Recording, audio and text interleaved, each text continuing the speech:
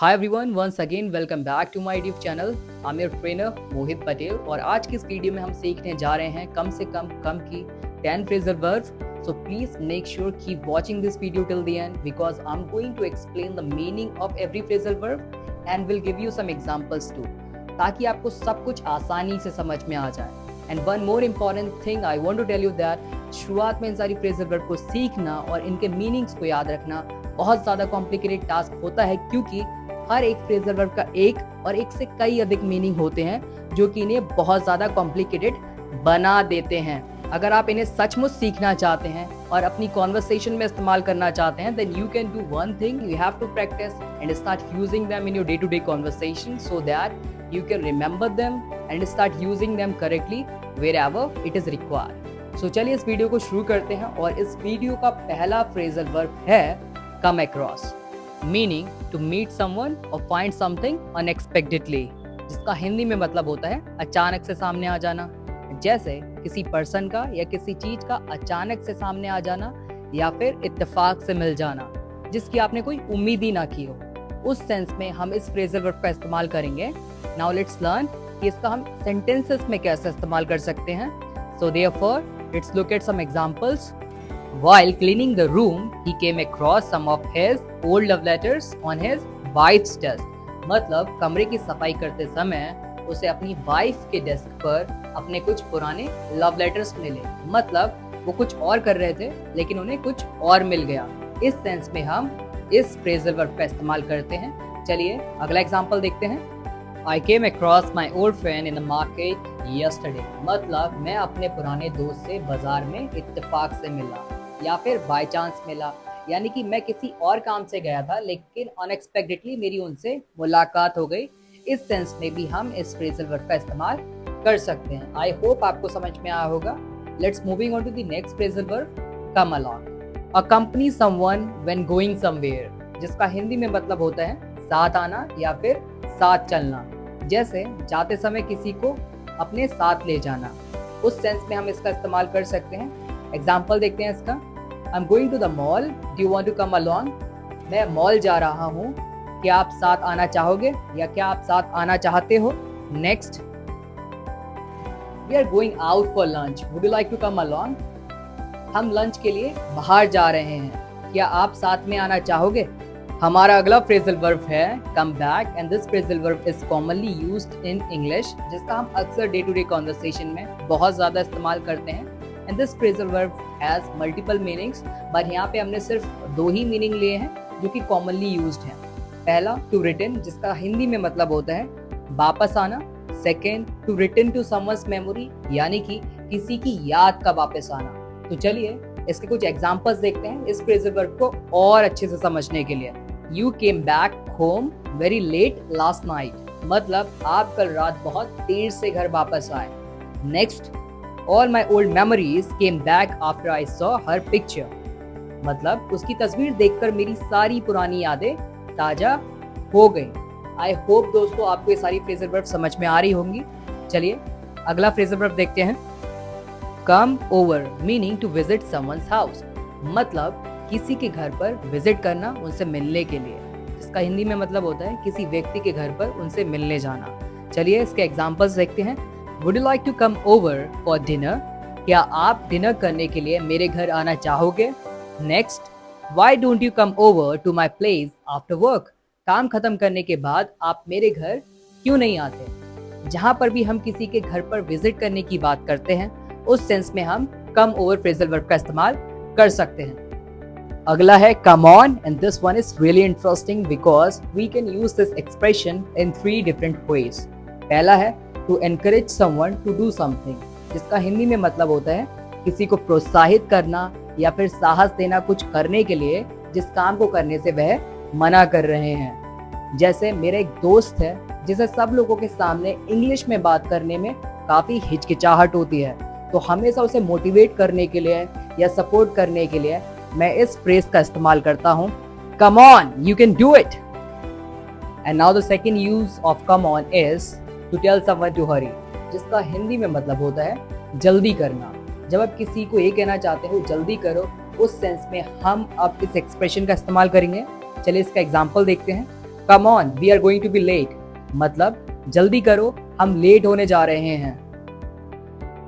And now the last meaning of come on is when you don't believe something that someone said, मतलब जब आपको कोई कुछ आकर बताता है आप उसकी बात पर विश्वास नहीं करते।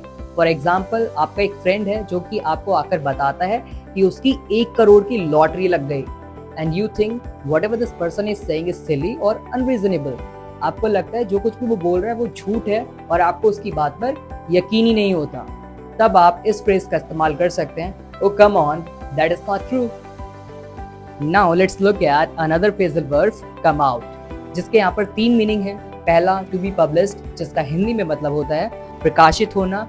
It means to become publicly available, जैसे किसी बुक का पब्लिश होना या फिर किसी सॉन्ग या किसी मूवी का रिलीज होना।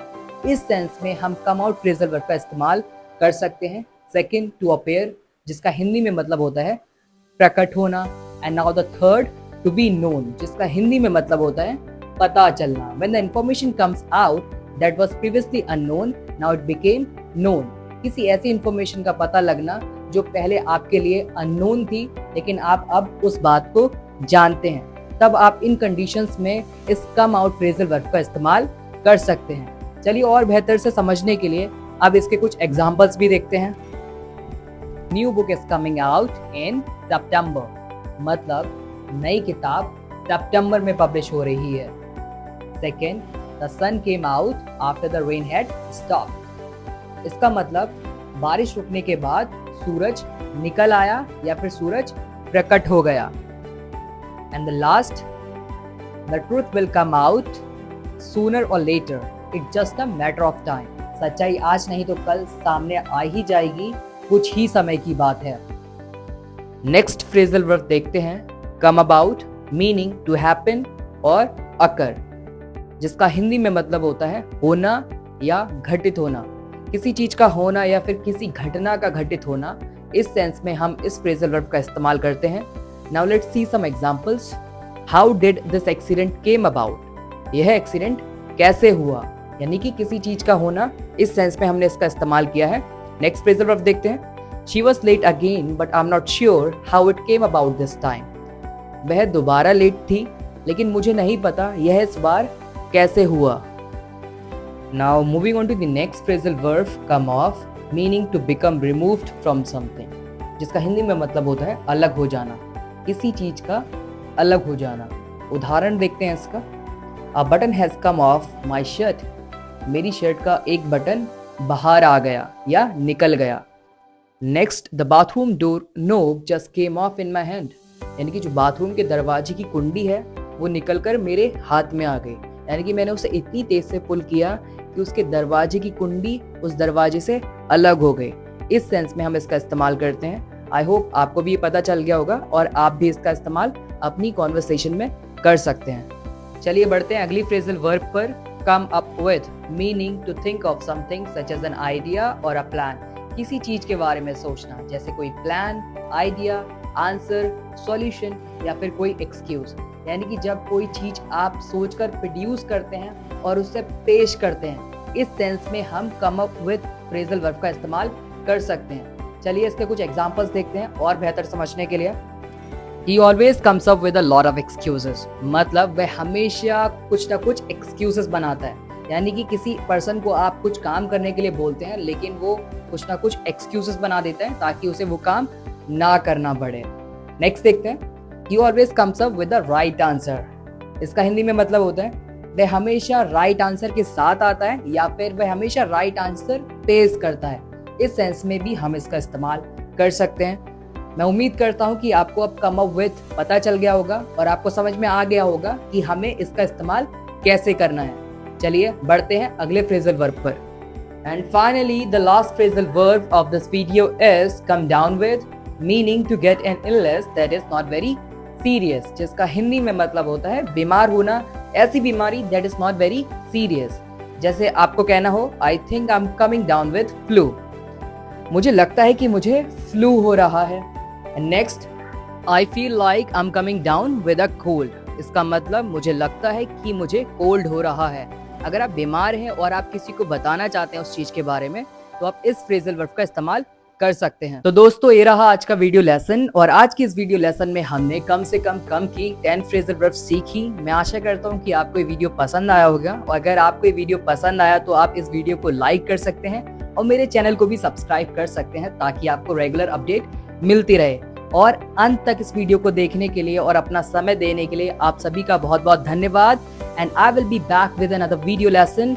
So till then, keep learning, keep practicing in English. So bye bye and take care.